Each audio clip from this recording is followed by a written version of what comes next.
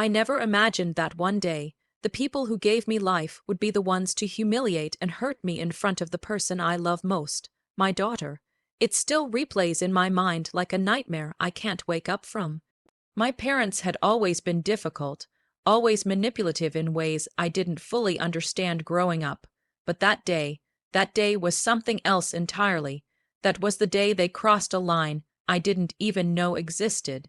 We were sitting in my parents' living room. It was supposed to be a simple Sunday dinner, something we'd been doing less and less often, for good reason. My daughter, Alina, was next to me on the couch, quietly playing a game on her tablet. My mom was in the kitchen, and my dad was already annoyed that I hadn't come over the week before. Then Layla walked in, mascara already running down her cheeks, carrying all this dramatic energy like she was some tragic heroine from a soap opera. She flopped onto the couch and said she had been kicked out of her apartment. Again, I knew exactly what was coming. My mother came in with that fake worried tone and said, "She's been through so much. She just needs a little help until she gets back on her feet." Then my dad turned to me like it was already decided and said, "You can cover her rent for a few months, right? You make good money now. What's the problem?" I said no. I said it calmly but firmly. I had rent, bills, daycare, groceries, all on one income. I wasn't a bank, and Layla, she was 28, barely worked, and blew money like it grew on trees. I had helped too many times before. This time I chose myself. That's when everything snapped. My father's face darkened. He stood up so fast the chair screeched backward on the tiles. I barely had time to react before his hand came down across my cheek. Loud, hot, stinging. I staggered back, not just from the blow, but from the disbelief. My mother didn't stop him. In fact, she shoved me next, screaming that I was selfish and disrespectful. My daughter screamed. She started crying, clinging to my leg, trying to pull me away from them. And I just stood there, stunned, humiliated, burning with shame and fury, because the people who should have protected me had just shattered me in front of the one person who thought I was invincible. Looking back, that slap wasn't the beginning. It was the final crack in a wall that had been crumbling for years. From the outside, my family always looked so tightly knit, respectable, supportive, but on the inside, I was the one holding everything together while being treated like I was never enough. I was the dependable one, the one who could be counted on to clean up the messes no one else wanted to take responsibility for, especially Layla's. When I was 17, my father lost his job and the world shifted under our feet. Bills piled up, food became tighter, and my mother cried more than she talked. I quit school without anyone even asking me to, picked up 2 jobs, and started helping out financially. There was no applause, no recognition, just the silent expectation that I would carry more than my share. I told myself it was temporary, that when things got better, they'd let me rest, but they never did, because in their eyes I wasn't helping. I was fulfilling my role. And that role never included asking for anything in return. Meanwhile, Layla never missed a step. She got new clothes, new phones, and a fully paid ride through college. I still remember the way my mom would beam with pride when talking about her bright future. And whenever I asked why Layla couldn't contribute more or why she wasn't expected to sacrifice anything, the answer was always the same: she's different. She's still figuring things out. But somehow, I was never allowed that same grace. I was the one who was supposed to have it all figured out, no matter what it cost me. Over the years, I paid for groceries when they ran short, covered medical bills when my dad didn't have insurance, and even bailed Layla out when she racked up credit card debt. What hurt most wasn't the money. It was the complete lack of gratitude. They never said thank you, never asked how I was managing. They just assumed I'd always be there, that I didn't need rest or care or support. I became invisible, useful only when they needed something. The few times I tried to stand up for myself, my mother would trip me about family obligations, while my father would say I was being dramatic or disrespectful for questioning them after that day.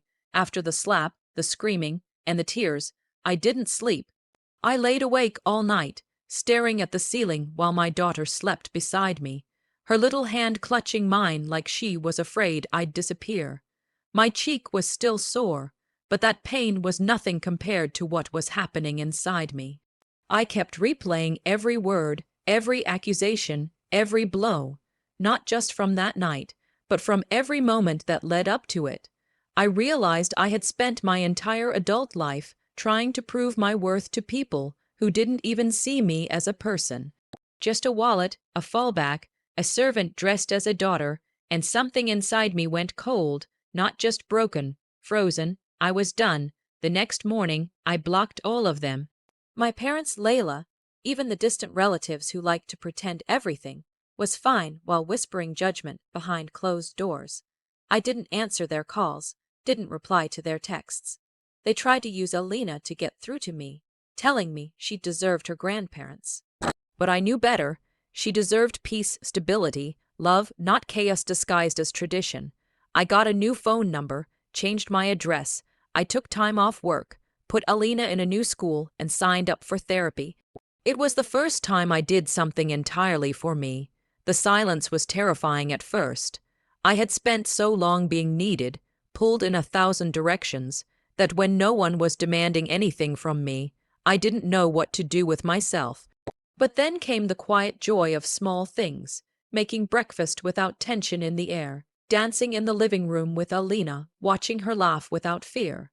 I started feeling something I hadn't in years.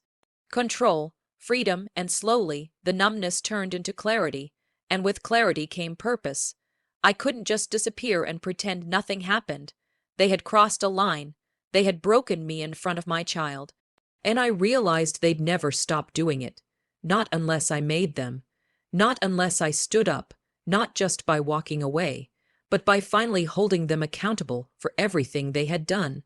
So I started collecting everything, every bank statement, every message, every time they borrowed money and promised to pay me back and never did. I kept it all. I documented every trace of manipulation, every piece of financial abuse they left behind like breadcrumbs on a trail. They thought I was too tired to follow when I finally made my move. It wasn't with shouting or threats or some dramatic confrontation.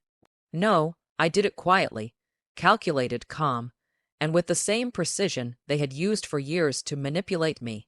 I took all the evidence I had collected, the fraudulent credit cards they opened in my name, the text messages where they guilted me into paying bills that were never mine, the years of financial control masked as family duty, and I brought it to a lawyer.